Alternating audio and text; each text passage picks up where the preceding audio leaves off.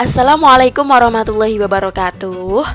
Perkenalkan, nama saya Mar'atul Mukarromah dengan NIM 18070160009 dari program studi psikologi yang sedang menjalankan program KKN reguler dari rumah UIN Wali Songo Semarang yang ke-77 dari kelompok 117. Di sini saya akan membahas permasalahan yang masih dianggap tabu di lingkungan masyarakat dan sering dialami oleh kaum perempuan, apalagi kalau tidak kesetaraan gender.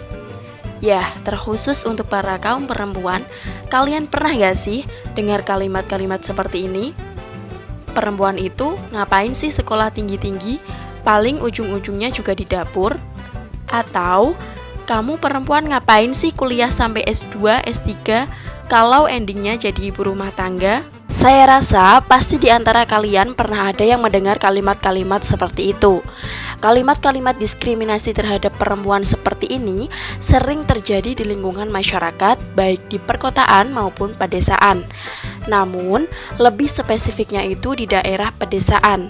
Nah, mengapa lebih spesifik di daerah pedesaan? Sebab hampir seluruh masyarakat pedesaan masih mengimplementasikan nilai-nilai diskriminasi kelamin terhadap hak-hak perempuan yang salah satunya yaitu mengenai pendidikan. Mengapa demikian? Ya, hal itu terjadi karena beberapa faktor. Nah, faktor utama yang mempengaruhi munculnya diskriminasi yaitu norma atau aturan tradisional seperti bentuk fisik perempuan yang dianggap lebih lemah daripada bentuk fisik laki-laki, kemudian laju perekonomian, kesalahpenafsiran agama, serta keyakinan-keyakinan budaya yang telah tumbuh yang kasarannya sudah mendarah daging pada masyarakat pedesaan tersebut.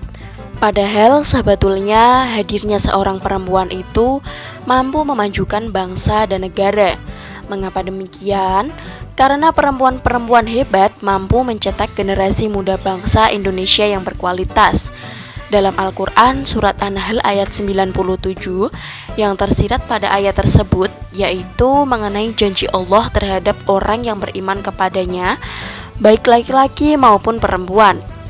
Allah akan memberi kelayakan hidup yang memuaskan serta memberi pahala yang lebih baik dari apa yang telah dikerjakannya. Makna yang dapat diambil dari ayat tersebut untuk di bidang kesetaraan gender yaitu bahwa membedakan hak-hak antara laki-laki dan perempuan itu tidak pernah ada, kecuali di sebuah kelompok masyarakat yang di dalamnya itu membuat peraturan sendiri tanpa berpedoman pada Al-Quran dan hadis yang mana akan menimbulkan kerugian dari salah satu jenis entah itu laki-laki maupun perempuan.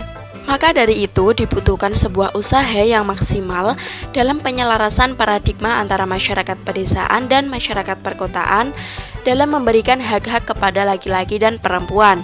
Nah, apa aja sih bentuk-bentuk kesetaraan gender itu? Yang pertama, posisikan perempuan dalam masyarakat setara dengan laki-laki.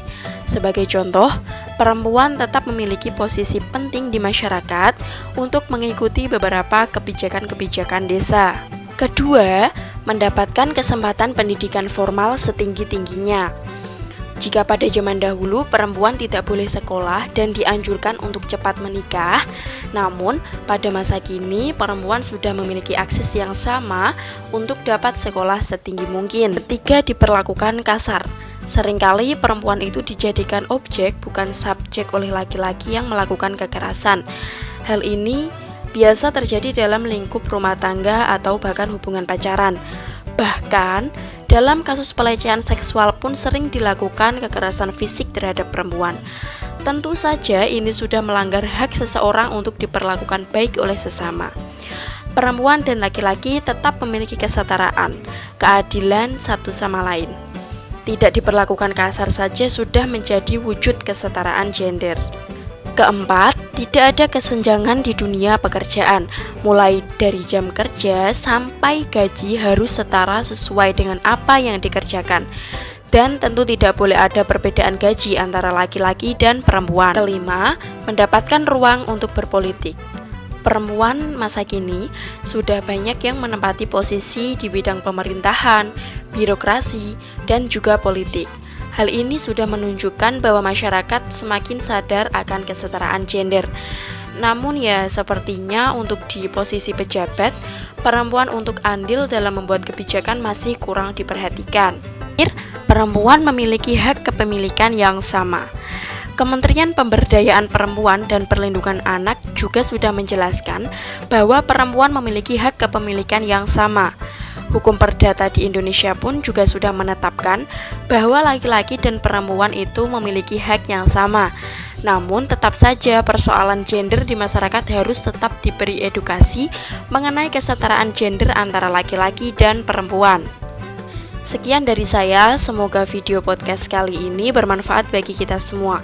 See you in the next video. Wassalamualaikum warahmatullahi wabarakatuh.